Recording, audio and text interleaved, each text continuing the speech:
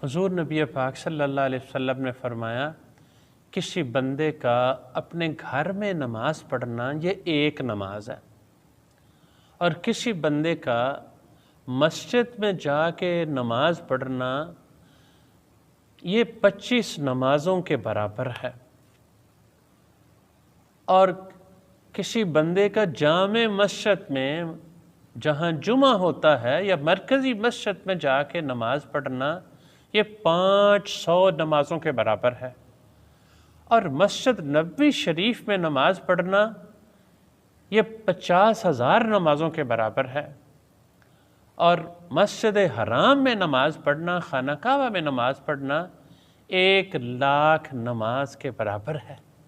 اس لیے جہاں تک ممکن ہو سکے گھروں میں نماز پڑھنے کی بجائے مساجد میں نماز پڑھنے کا اہتمام کرنا چاہیے۔